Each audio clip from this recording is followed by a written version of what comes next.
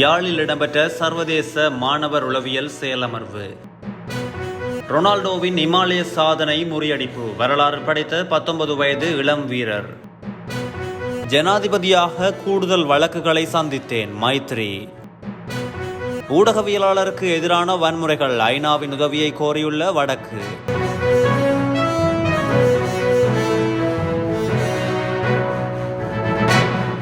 கடந்த வெள்ளிக்கிழமை யாழ் புனித பத்திரிசியார் கல்லூரியின் ஒழுங்குபடுத்தலில் ஆசிய பசிபிக் பாடசாலைகள் உளவியல் அமைப்பு இடம்பெற்றது. இந்த நிலையில் குறித்த செயலமர்வில் யாழ் மாவட்ட குறு முதல்வர் உட்பட மலேசியா, இந்தியா, சிங்கப்பூர், பிரான்ஸ் மற்றும் இங்கிலாந்து போன்ற நாடுகளிலிருந்து பல்கலைக்கழக உளவியல் பேராசிரியர்களும் விரிவுரையாளர்களும் பல நூறு மாணவர்களும் கலந்து கொண்டனர். இதன்போது பாடசாலையில் புத்தக கல்வி சுமையாக இருக்கும் உயர்தர பிரிவு மாணவர்கள் வாழ்க்கையின் யதார்த்தங்களை புரிந்து கொண்டு தம் வாழ்வை சரியான முறையில் நிறைப்படுத்தவும் உள ஆரோக்கியத்தை மேம்படுத்தவும் குறித்த செயலமர்வின் ஊடாக மாணவர்கள் வழிகாட்டலை பெற்றுக்கொண்டமை குறிப்பிடத்தக்கது. ஜூரோ கால்பந்து தொடரில் மிகவும் இளம் வயதில் கோலடித்த வீரர் என்ற சாதனையை துருக்கிய வீரர் அர்டா குலர் படைத்துள்ளதோடு கிறிஸ்டியானோ ரொனால்டோவின் சாதனையையும் முறியடித்துள்ளார். நடப்பு ஜூரோ 2024 கால்பந்து தொடரின் ஜோர்ஜியா அணிக்கு எதிரான போட்டியின் போது துருக்கிய அர்டா குலர் கோலடித்து அணியை வெற்றி பாதைக்கு அழைத்து சென்றதோடு புதிய சாதனையையும் நிலைநாட்டியுள்ளார். இந்த போட்டியில் துருக்கிய அணி 3-1 என்ற கோல் கணக்கில் ஜோர்ஜியா அணியை வீழ்த்தியது. துருக்கி சார்பில் மெர்ட் முல்டூர், அர்டா குலர் மற்றும் முகமது கெரோம் கோல் அடித்தனர். இதில் அர்டா குலர் அடித்த கோல் மூலம் இளம் வயதில் ஜூரோ கால்பந்து தொடரில் அடித்த வீரர் எனும் கிறிஸ்டியானோ ரொனால்டோவின் சாதனையை முறியடித்தார்.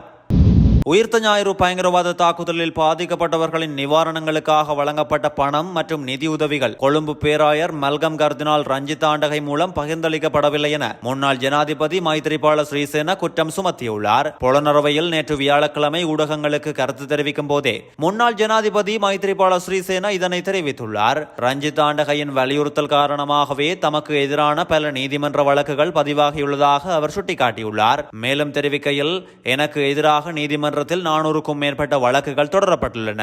நான் கின்னஸ் உலக சாதனையை படைத்துள்ளேன். கர்தினாலின் ஆலோசனையின் பேரிலேயே இந்த வழக்குகள் தாக்கல் செய்யப்பட்டன.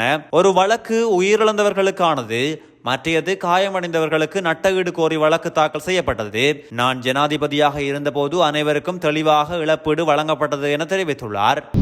இலங்கையில் ஊடகவியலாளருக்கு எதிரான வன்முறைகளை கண்காணிப்பதற்கான பொறிமுறை ஒன்றை உருவாக்குமாறும் அந்த தகவல்களை சர்வதேச சமூகத்திற்கு தொடர்ந்து தெரிவிப்பதற்கான வேலை திட்டத்தை தயாரிக்குமாறும் ஐக்கிய நாடுகள் சபைக்கு வடக்கிலிருந்து பரந்த கோரிக்கை விடுக்கப்பட்டுள்ளது.